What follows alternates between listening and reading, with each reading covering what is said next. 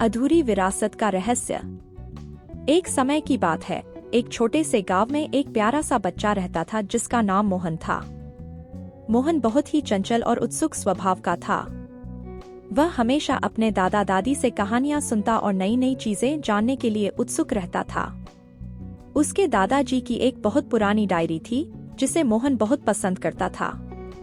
एक दिन मोहन अपने दादाजी के पास बैठा हुआ था। दादाजी ने अपनी पुरानी डायरी से एक पन्ना निकालकर मोहन को दिखाया। पन्ने पर कुछ चित्र बने हुए थे और कुछ शब्द लिखे थे। दादाजी ने कहा, मोहन, यह हमारे परिवार की विरासत का रहस्य है। इस डायरी में कई संकेत छुपे हुए हैं जो हमें हमारे पुरखों के खजाने तक ले जा सकते हैं।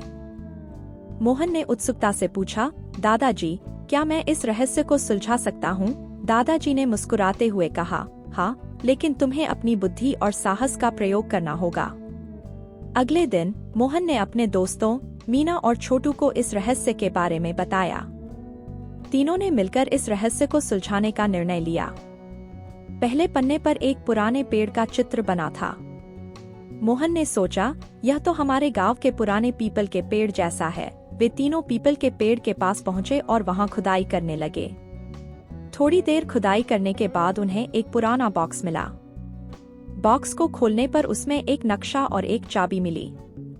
नक्शे पर गांव का चित्र बना था और उसमें एक खास जगह को चिन्हित किया गया था।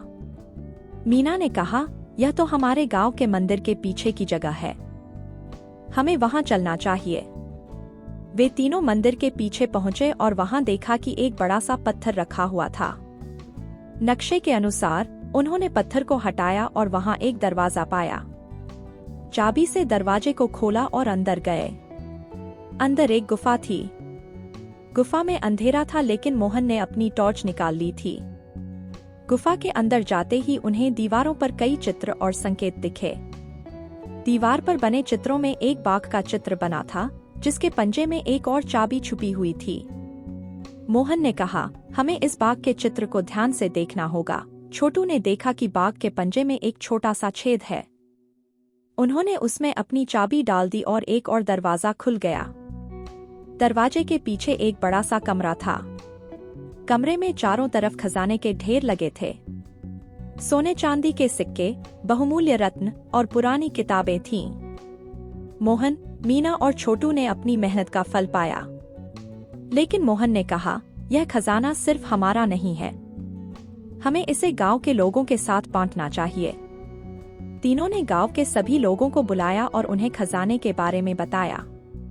गांव के लोग बहुत खुश हुए और उन्होंने मोहन और उसके दोस्तों की तारीफ की। मोहन के दादाजी ने उसे गले लगाते हुए कहा, तुमने सच में हमारी विरासत को पूरा कर दिया। तुमने जो किया वह साहस और बुद्धि का परिचय है। मोहन और उसके दोस्तों ने सीखा कि मेहनत, बुद्धि और साहस से हर रहस्य को सुलझाया जा सकता है और खुशी सबसे बांटने से और बढ़ जाती है। इस तरह मोहन और उसके दोस्तों ने न केवल खजाना पाया, बल्कि गांव के लोगों के दिलों में भी अपनी जगह बना ली और वे हमेशा के लिए यादगार बन गए।